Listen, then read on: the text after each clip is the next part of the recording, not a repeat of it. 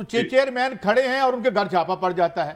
جو لوگ لے کے جاتے ہیں جو اپنا جو اگر ہم قانونی پہلو دیکھتے ہیں کہ ان کے جو نامینیشن پیپرز لے لیے جاتے ہیں, ریجیکٹ کر دیا جاتا ہے, اتفاق ہے. اچھا, اور اس کے بعد کریک ڈاؤن ہے. تو ڈونٹ یو تھنک کہ یہ جو گورنمنٹ ہے, نگران گورنمنٹ ہے, یہ ہائیلی ٹلٹڈ ہے ٹورڈز ون سائڈ, اور لا جو ہے ہم ایک ایکسکیوز کے طور پہ استعمال کر رہے ہیں؟ دیکھیں بالکل, دیکھیں ہمیں ایک ڈیفرنس اور ایک امتیازی سلوک تو نظر آ رہا ہے, اس میں تو کوئی دوسری رائے نہیں ہے, یہ تو ہم بالکل اس پہ کوئی دوسری بات نہیں کر سکتے. لیکن ایک چیز میں آپ کو بتاؤں, اس سے پہلے ایک ذکر ہو رہا تھا, جو عدلیہ کے ساتھ یا اداروں کے ساتھ لڑائی ہے یا ایک کنفرنٹیشن جو ہے, میں کبھی بھی ریکمینڈ نہیں کروں گا. اور یہ جو ایک تناؤ کی صورتحال پی ٹی آئی کے وکلاء اور جوڈیشری کے درمیان بن رہی ہے, دیکھیں آپ دیکھیں کہ آپ کو یہ جوڈیشری جو ہے یہ آپ کو ریلیف بھی دیتی ہے. اسلام آباد ہائی کورٹ آپ دیکھ لیں, انہوں نے کتنے ریلیف دیے. تو اس لیے میں یہ سمجھتا ہوں کہ پی ٹی آئی کو جو جارحانہ رویہ ہے, چاہے ان کے چیئرمین کا بھی ہے, ان کی دوسری لیڈرشپ کا بھی ہے, اس پہ وہ ضرور نظر ثانی کریں, اپنی غلطیوں کو جو کریں ریویو کریں. اور ایک جو ہے اچھا شاہ احمد صاحب, آپ ٹھیک فرما رہے ہیں کہ یقیناً ادارے ہمارے ہیں, ان سے ٹکراؤ نہیں. ماضی میں نون لیگ ثاقب نثار اور عمر عطا بندیال لے کر دھمکی دیتی رہی, باہر پریس کانفرنس کرتے رہے, قمر جوید باجوہ اور فیض حمید کا نام لے کے دھمکی لیتی رہی. وہ خیر, لیکن وہ نون لیگ کو تو یہ مارجن حاصل ہے, یہ اداروں کو جو مرضی کہے, خیر وہ تو لاڈلے ہے نا. ایک بات بتایا, ابھی آپ کہہ رہے تھے سپریم کورٹ نے جو فیصلہ دیا 13 کی رات کو, 4 لوگ یا 5 لوگوں نے کہا جی ہم الیکشن لڑنا چاہ رہے تھے, جو 4 کروڑ لوگ اس کے ووٹر ہیں اس کو بلایا نہیں. وہ کیسے ممبر ہیں بانی, جسے پارٹی کا صدر نہیں جانتا, چاروں صوبائی صدور نہیں جانتے, سیکٹری نہیں جانتا, کوئی محلے کا نہیں جانتا, کبھی اس نے پی ٹی اے کے لیے ایکٹیویٹی نہیں کی, اور ان کو پارٹی بنا کے پیش کیا جا رہا ہے. اور جو 276 لوگ الیکشن لڑے ان میں سے کسی سے پوچھا ہی نہیں جا رہا. یہ بڑی عجیب سے نہیں ہے؟ ایک بندے نے اسرائیل مسلم لیگ نے 10 سال پہلے چھوڑ دی, صرف آخری سوال, 10 سال پہلے چھوڑ دی, اور وہ کل جا کے سپریم کورٹ کہے کہ جی اس دفعہ جو شہباز شریف کا الیکشن ہوا وہ غیر قانونی ہوا, میں تو بانی نون لیگ تھا, نون لیگ تو نواز شریف تو پہلے طریقے استقلال میں تھے. تو کیا اس پر بھی سپریم کورٹ اسی طرح ڈیل کرے گی؟ دیکھیں میں آپ کو بڑھ سے بتاؤں کہ سپریم کورٹ یا کوئی بھی عدالت جو فیصلہ کرتی ہے, اس کے سامنے جو مٹیریل ہوتا ہے اور قانون کے مطابق کرتی ہے, وہ انہوں نے فیصلہ دیا. ہم اس پہ, کیونکہ جب فیصلہ آ جاتا ہے اس کو اوپن فار ڈسکشن ہو سکتا ہے, آپ بھی اس پہ تنقید کر سکتے ہیں, میں بھی اس پہ تنقید کر سکتا ہوں, لیکن وہ تنقید جو ہے تنقید تک ضرور رہے, وہ تصحیح تک نہ رہے, وہ اداروں کی تصحیح میں ٹرانسفارم نہ ہو. میں یہ گزارش کرتا ہوں کہ یہ جو آخری الیکشن کمیشن نے 20 دن کا ٹائم دیا تھا کہ آپ دوبارہ الیکشن کروا لیں, میں یہ سمجھتا ہوں کہ یہ ان کی جو لیگل ٹیم ہے, یہ میں ان کو ڈسکریڈٹ کروں گا کہ انہوں نے وہ 20 دنوں میں بالکل وہ تمام قانونی تقاضے پورے کر کے جو ان کے آئین میں ایک طریقہ کار تھا الیکشنز کا, وہ انہوں نے ٹوٹلی بائی پاس کیا. یہ میں ان کو گردانتا ہوں کہ ان کا یہ ڈسکریڈٹ ہے. اگر وہ 20 دن یوٹیلائز کرتے پراپرلی, ایک ریکوائرمنٹس پوری کر کے الیکشنز کروا دیتے, تو شاید آج یہ سامنا نہ کرنا پڑتا. اور دوسری بات بھی میں آپ کو بتاؤں کہ یہ بھی میرے نالج میں ہے کہ جب 2021 میں غالباً انہوں نے اپنا میعاد پوری ہو رہی تھی انٹر پارٹی الیکشنز کی, اس وقت پی ٹی آئی کی گورنمنٹ تھی, اس وقت بھی الیکشن کمیشن نے ان کو ریمائنڈرز دی, اور خواہ مخواہ اس میں جو ہے وہ التوا جو ہے اس کو کرتے رہے اس بات کا. تو یہ کچھ خامیاں پولیٹیکل پارٹیز کی اپنی بھی ہوتی ہے. بالکل. لیکن کیا آپ اس بات سے ایگری کریں گے کہ یہ جو جتنی نالائق ٹیم تھی ان کی, اس کی وجہ سے ہم نے 4-5 کروڑ آدمیوں کو ووٹ کے حق سے وہ اب محروم ہو گئے ہیں؟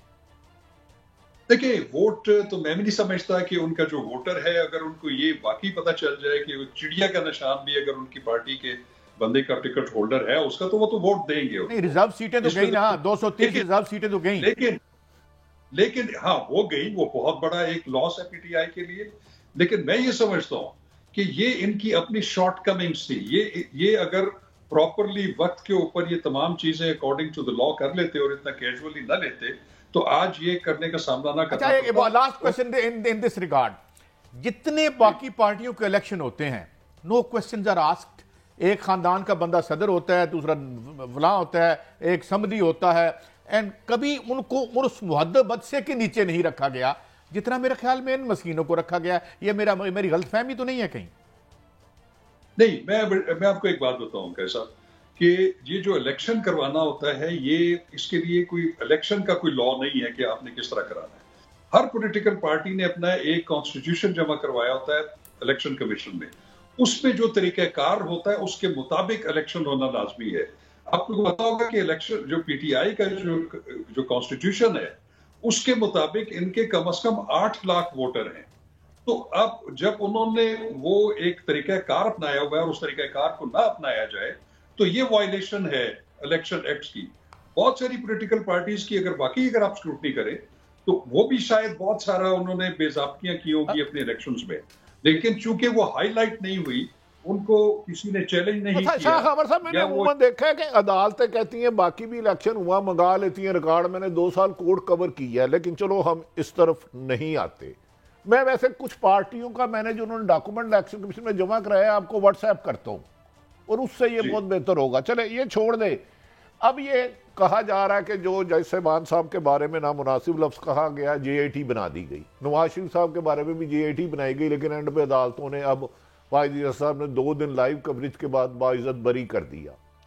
تو کیا یہ جو خدا نہ خواستہ اداروں کی تذلیل کرتا ہے, جیسے مریم نواز صاحبہ نے اعجاز الحسن صاحب کی تصویر چلا لی تھی, سٹنگ جج تھے, یہ سارے اس کے رینج میں آ سکتے ہیں کہ بھئی آپ اداروں کی تذلیل کیوں کرتے ہیں؟ ادارے تو ہمارے ہیں, فیصلے میں تنقید ہو سکتی ہے جیسے آپ جیسے صاحب علم کہتے ہیں.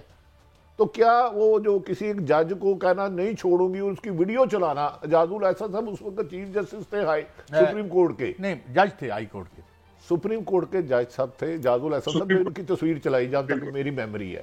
کیوں سر پھر یہ سارے کیس اس میں آئیں گے یا خاص لوگوں کو ٹارگٹ کیا جائے گا؟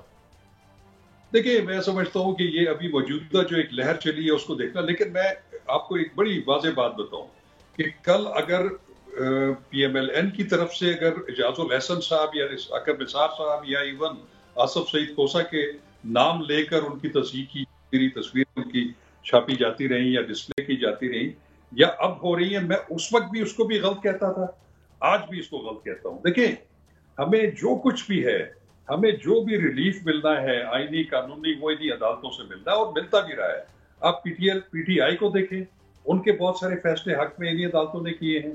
آپ پی ایم ایل این کو دیکھ لیں, ان کو بھی انہی عدلیہ نے جو ہے ریسکیو کیا ہے آئین اور قانون کے مطابق. تو میں یہ سمجھتا ہوں کہ یہ عدلیہ کے ساتھ کنفرنٹیشن یہ بالکل بھی مناسب نہیں ہے. وہ تو قطعی نہیں ہونی چاہیے.